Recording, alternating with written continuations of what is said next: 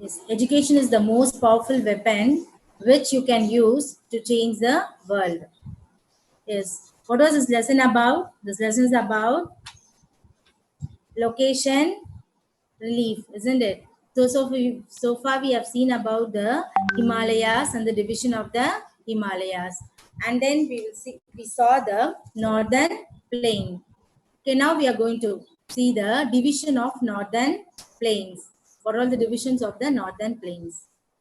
Okay, on the basis of the sediments. What is sediment? It's brought out by the small particles brought out by the rivers. Okay, so on the basis of the sediments deposited by the various rivers, the northern plain was formed. So this northern plain was divided into Rajasthan plains, Punjab and Haryana plains, Ganga plains and Brahmaputra plains. Now first one is the Rajasthan plains. It lies to the west of Aravalli ranges. So in short, we can see the places near the Rajasthan is called as the Rajasthan plains. So it lies west to the Aravalli range. Okay, and it covers an area of about 1,75,000 square kilometer. It is formed by the deposition of the river Luni and Saraswati. So the sediment brought by the river Luni and Saraswati, this form the plains called as the Rajasthan plain. Next, we are going to see Punjab Haryana plains. Okay, it lies to the northeast of the Great Indian Desert. Okay, it lies to the northeast of the Great Indian Desert, and it covers an area of about 1.75 lakh square kilometer. The Punjab Haryana plains are formed by the river Satluj, Beas and Ravi. So the sediments brought by the river Satluj, Beas and Ravi, they form the northern plains called as the Punjab Haryana plains. Next, Ganga plains. It extends from the river Yamuna in the west till the Bangladesh in the east, and it covers an area of about 3.75 square kilometer. You understand, ma? So it extends from Yamuna river to Bangladesh, from Yamuna river to west to the Bangladesh in the east, and the area of about 3.75 square kilometer. Okay, it is a vast plain. The river Ganga and its tributaries. So Ganga have these so many tributaries such as branches such as Gagra, Gantak, Kosi, Yamuna, Chambal, Betwa. These are the tributaries of the river Ganga. Okay, these constitute this plain by the sediments. So the sediment brought by these tributaries makes the plain great. That's why it is called as a great plain in India. So here in this map you can see this is the Rajasthan plain, and here it is the Punjab and Haryana plains, and here from here to here is the Ganga plains, and it is a lower Gangetic plain, middle Gangetic plain, and here it is a lower Gangetic plains. Okay, upper, middle, lower. So it is the vast. And next we are going to see the Brahmaputra plain. It is located in the state Assam. Okay, it is in the Assam state, and it is formed by the deposition of river Brahmaputra. So the sediment brought by the Brahmaputra deposited there, and it forms the plains, great plains, and it covers an area of about 56,275 square kilometer. You understand now? So far what we have seen: Rajasthan plain, Punjab and Haryana plains, Ganga plains, and Brahmaputra plains. Next, we are going to see the Peninsula Plateau. Okay, peninsula. What do you mean by peninsula? An area of fairly level highland. Okay, an area of fairly level, little level highland. Okay, little highland is called as a sorry ma'am, it's a plateau. Okay, plateau is an area of fairly level highland, and peninsula is a land almost surrounded by water. Since our South India is three sides surrounded by water, we call it as a peninsula. So the plateau which present in the peninsula, we are going to see now. It lies to the south of Great Northern Plains. So it lies to the south of Great Northern Plains. This is the largest physiographic division of our country. Okay? This is the largest physiographic division of our country. It covers an area of about 16 lakh square kilometer. It is an old rocky plateau region. Okay, it is an old rocky plateau region. It's formed long back, so it is a old rocky plateau region in India. Next, the topography consists of a series of plateaus and hill ranges interspersed with river valleys. What do you mean by topography? Arrangement of natural and artificial physical features of an area. Okay, so the arrangement of natural, what naturally occurred, telling about the naturally arrangement of the physical feature is called as the topography. And here it consists of the plateaus and also hill ranges. Also got hill ranges, and it is interspersed. It is intermediate with the river valley. Also got the river valley in between the plateau and the hill areas. Aravalli Hill marks the northwestern boundary. It's north and the northern and northeastern boundaries are marked by the Bundelkhand upland, Kaimur and Rajmahal hills. So the Aravalli Hills, okay, the Aravalli Hills forms mark the northwestern boundary. So in the northwestern boundary, it has the Aravalli Hills, and north and northeastern boundaries. So the northwestern boundary got the Aravalli Hills, and northern and northeastern boundaries, it has the Bundelkhand upland, Kaimur and Rajmahal hills. So western boundary is Aravalli and the eastern boundaries are Bundelkhand upland, Kaimur and Rajmahal hills. Next, Western Ghats and the Eastern Ghats. Okay, Western Ghats and the Eastern Ghats mark the western and the eastern boundaries respectively. So the western sides we have the Western Ghats, and eastern sides we have the Eastern Ghats boundaries for the for our plateau, peninsula plateau. The altitude, okay, the height is about more than 600 meter from the sea level. So the latitude ranges from 600 meters from the sea level. Next, the peak Animudi. Okay, the peak Animudi is the highest point in the plateau. The highest peak in the plateau is Animudi, and its height is 2,695 meter. And where it is located? It is located in Animalai. So the Animudi Hills in Animalai is the highest peak and covers 2,695 meter. And it is a part of the Gondwana landmass. This Animalai, okay, the Animudi Hills is a part of the Gondwana landmass. Okay, next, due to the old age, this plateau is formed. See, it's given. It is the belong to the Gondwana landmass. So it is it's belong to the old age. Okay, due to the old age, the river in this area, the river in this region, the river in the plateau attain the base level. The level of the rivers are very shallow and it also broad. Okay, so because of the old age, the level of the river, the level and the broad of the rivers are very shallow. The river Narmada divides the plateau into two parts. Okay, the river Narmada. Here you can see the river Narmada. Okay, here it is a Narmada. It divides the plateau into two parts: northern central highlands and south Deccan plateau. Okay, so the river Narmada divides the plateau into north central highland and south Deccan plateau. All the major rivers. Okay, so what are the major rivers flow here? Mahanadi, Godavari, Krishna, Kaveri, etc. Other than also it's a flow.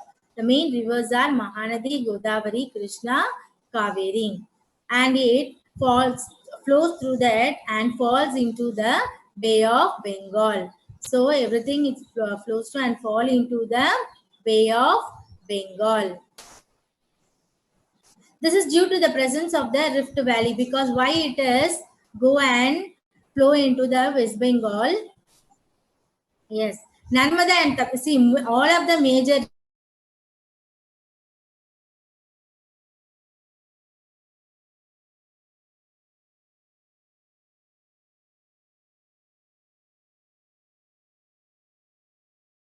Rift Valley. Okay, what do you mean by Rift Valley, ma? It is a linear shaped lowland between islands or the mountains. Okay, so it is a linear shaped lowlands between the highlands and the mountains. So because of this Rift Valley, the Narmada and the Taptis are flow into the Arabian Sea. We have seen this Narmada is dividing the Peninsula Plateau into Central Highlands and the Deccan Plateaus. No? Now we are going to see about the Central Highland. What is Central Highland? It extends between the river Narmada and the northern Great Plain. So, where this Central Highlands located between the river Narmada and the Great. So between the places, between the places of Northern Highlands and the river Narmada, we call it as a Central Highland.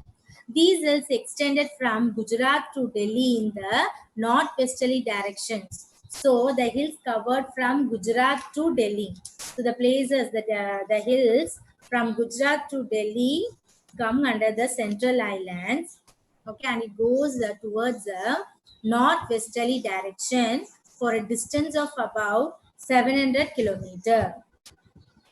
Okay, for a distance of about 700 kilometer, and the height of the hills is about 1500 meter in southwest. Okay, the hills belong to the situated to the southwest direction. Its height is vary from 1500 meter, and while near the Delhi, when it reaches the Delhi, the height is about 400 meter. Okay, so the southwest height of the hills is about 1500 meter, and near the Delhi it is about 400 meter. And Guru Shikar, okay, the Guru Shikar hill is the highest peak of this region with height about 1722 meter. So, what is the highest peak of this region? Guru Shikar. Yes. So, if questions comes, you have to answer Guru Shikar. It's about 1722 meter.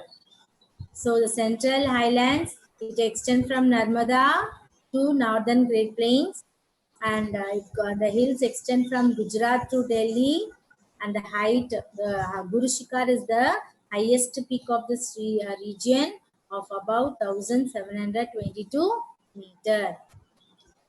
The western part is called as in the Central Highland. The western part is called as a Malwa Plateau, and the eastern part is called as a Chota Nagpur Plateau. Okay. The western part is called Malwa Plateau. It lies to the southeast of Aravallis and to the north of Vindhyachal range. So it is this Malwa Plateau southeast have Aravalli range, and north it has Vindhyachal range. The rivers Chambal, Betwa, Ken, it all drain the Malwa Plateau before they join the river Yamuna. So the rivers Chambal, Betwa, and Ken, it all go and drain in the Malwa Plateau. Okay, before join the river Yamuna, these three rivers also drain the Malwa Plateau. It extends to the east of Malwa Plateau in Bandalkand, and its further extension Bagalkand. Okay, so in the east it extends, so that part is called as a Bandalkand, and further extension of the Malwa Plateau towards the east is called as a Bagalkand. Okay, so Bandalkand and further extension is called as a Bagalkand. Next, its eastern part. Okay, its eastern parts, which lies in the northeastern part, is known as the Chota Nagpur Plateau. Already I told you, The western part of the plateau, western part of the central island is called as Malwa Plateau, and the eastern part of the island is called as the Chota Nagpur Plateau. Next, we are going to see the Deccan Plateau. Okay, it is the largest plateau region of India. So, which is the largest plateau region of India? Deccan Plateau. The shape of this plateau is roughly triangular. Okay, so what is the shape of this Deccan Plateau? It will be in a more or less. Okay, roughly it will be in a triangular shape. One of the sides, so three sides, isn't it? The triangulars have the three sides. So one side, it has the Kanyakumari and Rajmahal Hills. So it joins the one side, it joins the Rajmahal Hills and the Kanyakumari. And it passes through the Eastern Ghats. So parallel to the Eastern Ghats, and it joins the Kanyakumari with the Rajmahal Hills. Next, the second half, okay, the second side is marked by Satpura Range. Okay, Satpura Range, Mahadio Hills, Michael Range, and the Rajmahal Hills. The second side is marked by Satpura Range, Mahadio Hills, Michael Range, and the Rajmahal Hills. And the third sides, it has Western Ghats. It runs parallel to the Western Ghats. It and runs about 7 lakh square kilometer. Okay, and its height ranges from 500 to 1000 meter above the sea level. So the first arm or the one side, it covers the Kanyakumari with Rajmahal, and second Satpura Range, Mahadio Hills, Michael Range, and Rajmahal Hills, and the third side it marked the Western Ghats. Okay, it marked the Western Ghats of about 7 lakh square kilometer, and heights ranges from 500 to 1000 meter. The Western Ghats run parallel to the Arabian Sea coast. The northern part is called as the Sahyadris. So where the Western Ghats will be, the Western Ghats will be on the west side, isn't it? The west direction. So in the west direction, we have the Arabian Sea. So that's why it is they are telling Western Ghats run parallel to the Arabian Sea, isn't it? Parallel to the Arabian Sea, you can see the Western Ghats. Okay, the northern part, in that the northern part is called as the Sahyadris. So the northern part of the Western Ghats is called as the Sahyadris. Anemudi is a sort of tri-junctions. Where is this Anemudi, ma? It is in the, we have it in the South India, isn't it? The almost southern part. So this Anemudi, it forms as the tri-junctions. It junction the three sides. So of the, where is this Anemudi? It's in the Animalai Hills. So the Anemudi is a sort of tri-junction of Animalai range, the Cardamom Hills and the Palani Hills. So the Anemudi Hills, Cardamom Hills and the Palani Hills act as a tri-junctions to this Deccan Plateau. Both the Ghats are joining at Nilagiris. Both the Western Ghats and the Eastern Ghats are joining at a place or are joining at a hills called Nilagiri Hills. The Eastern Ghats are not continuous as the Western Ghats. Okay. So the Western Ghats are the continuous ranges. It has the continuous ranges, whereas the Eastern Ghats are not as continuous as the Western Ghats. Next, we are going to see the Indian desert. So far, we have seen Himalayas, different divisions of Himalayas, and then northern plains, and the different division of northern plains, and then the Peninsula Plateau. And now we are going to see the Indian desert.